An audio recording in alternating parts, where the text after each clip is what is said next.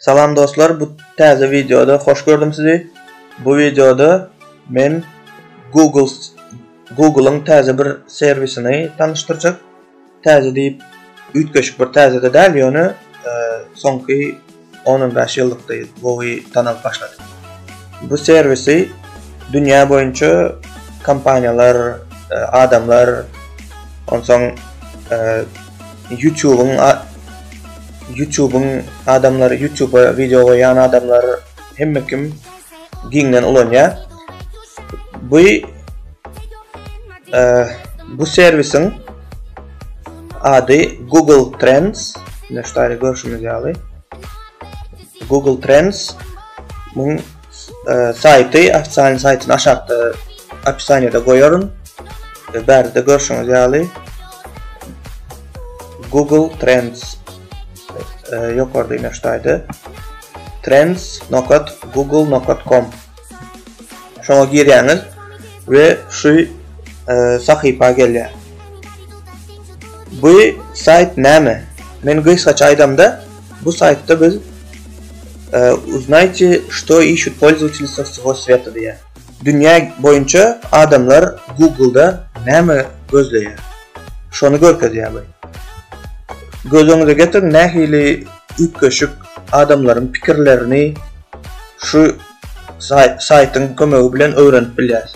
Misal için şurada yukarıda ne tezeden göstereyim. Şu yukarıda sayta girenizden sonra yurtu saylayanız, haysi yurt bu arada öğrenecek olsanız. Misal için Türkmenistan'a geçeceğiz. Türkmenistan'ın adamları neyme gözlüyor? Şunu öğrenmek için Türkmenistan saylayız. Ve berdeyem ütköşük nehili söz özümüz barılacak olsak şunu yazıyız. Misal için Türkmenistan sözünü Türkmenistan'ın içinde nehili möçbörde ulanıyorlar. Nehili möçbörde gözleyerler şunu, şu sözü. Şurada görüşümüz yalı. Türkmenistan sözümüz yazdık. Berde yurdumuzu sayladık. Türkmenistan deyip. Ondan sonra bir yılın içinde mi, 12 ayın içinde ya da 7 günün içinde mi, ya da sonki 30 günün içinde mi, 30 günü saylayız. 30 günün içinde neçe misal için görkediyor da bu. Toşunu görkediyor nokta. Neçe gezek adamlar gördü, gözledi şu sözü. Ya da berde son kategoriyalar saylap biliyoruz. Her türlü kategoriyalar var görüşümüz yalı. Konkurs diyelim, вичислительная радиация, особый случай. Yani biz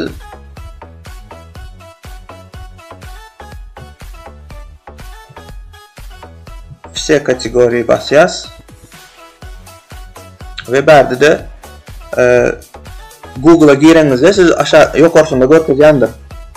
Google'ın özünde poisk etmek, ondan surat görkezmek, video görkezmek, YouTube'da görkezmek, şol kategoriyalar saylap biliriz. Biz berde web poisk'a basacağız. Sebebi Google'ın özünde ne çekecek gözlerini bilmek için. Ve berde aşağıda graf görkezler, grafikte.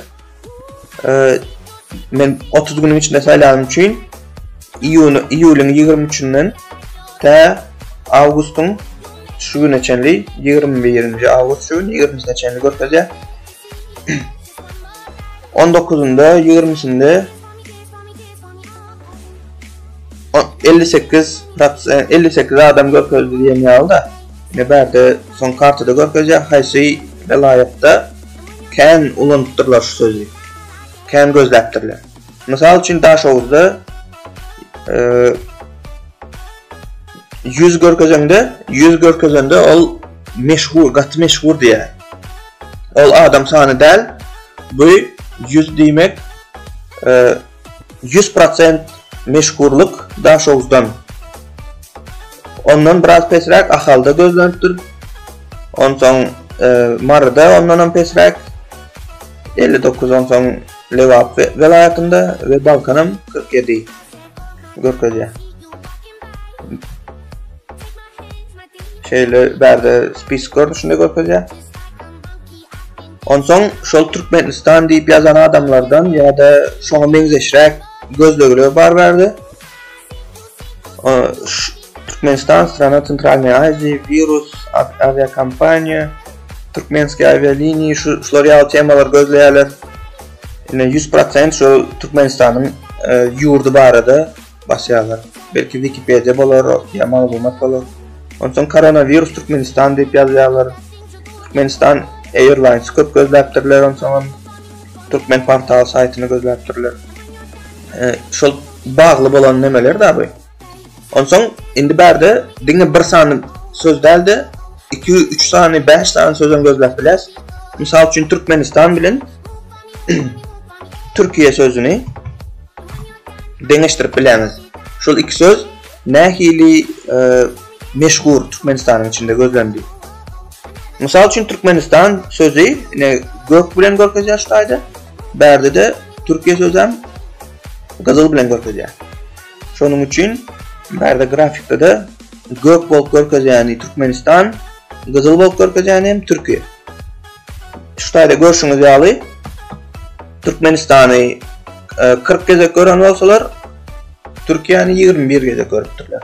50% pesrek günlere bagly. Misal üçin berde de 19 awgustda 46, Türkiýe 16. Ve haýsy welaýat köp gözläpdir Türkmenistan diýip we Türkiýe diýip. Lebap welaýaty misal üçin Türkiýe diýip 12%, Türkmenistan diýip 88%.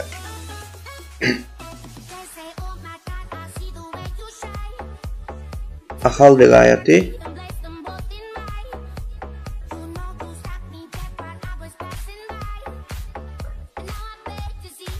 Ahaly göremizde 12%, 88% bulan. Bärde de görüp bilýäs ony. Aşgabatda 95%, Türkiýe diýip 5% gözleýär. Daşoz welaýaty 93% Türkmenistan diýip gözleýär, Türkiýe diýip 7% görkezýär. Ay şeýlerek onsoň oňa meňzeş sözler bärde ýanky göremiz ýaly. Ya da yurtlar bolmasa başka zaten gözlep bilýär. Misal üçin Rusça yazamızda magazin diýip gözläli.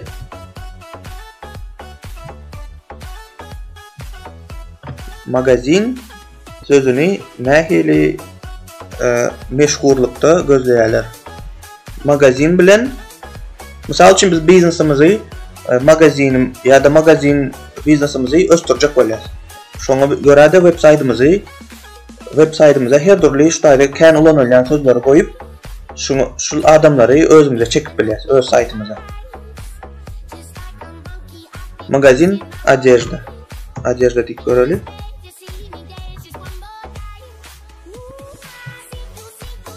Şul ikisini nähili meşhurlukda gözleýärler adamlar.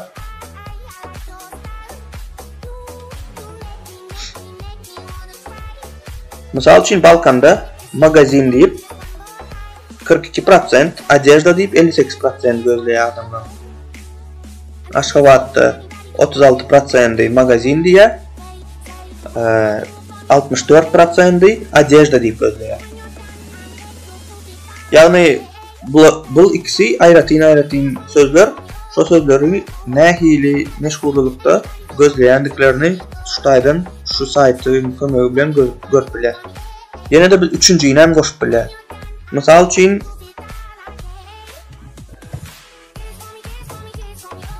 Murskaya diýeli. Erkek eşiklerini gözleýän, satýan magazin üçin, misal üçin men şeýle görkezem. Üçüncüsü Murskaya diýdi. Indi Balkan welaýaty Murskaya diýip kän gözlemendir soňky 30 günüň içinde. Mary gözlemendir. Lebap welaýatynda 12% gözläpdir. Ahalda da 33% gözläpdir.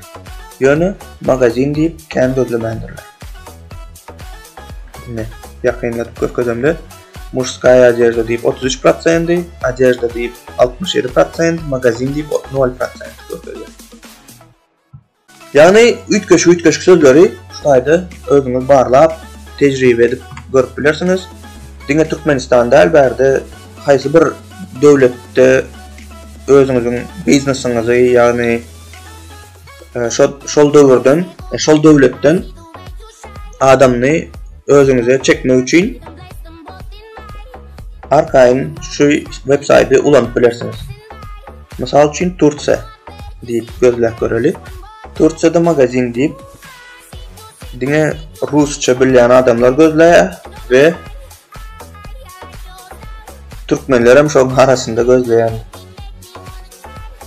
Yine Antalya'da Inköpi, Adezhda, Murskaya Adezhda magazin diýip Antalya'da gözleýär. Sebebi Antalya kurort yerleri, hatay turistler köp bar ya. Şoň üçin geň galyjy däl orusça sözleri gözlenýändigi. Bärde velayatlaryna çenli görüp bolýar, haýsy velayatda adamlar köp görýär. Misal üçin ine Antalya'da Inköpi 100 görkezä, 100 iň bir ýokary derece gözlenenler şular diýär. Onsoň Kastamonu diýen velayatynda görkezä 68, Yozgat diýen ýerinde 70 görkezä. Şeýlere. We şuňa meňzeş sözleri özüňiz barlap görüp bilersiniz. Eger şu video peýdaly gören bolsaňyz, onda like basın ve podpisatsa edin. Hökman yine de täze peýdaly videolar edip siz bilen paýlaşarym. Çok sağ olun.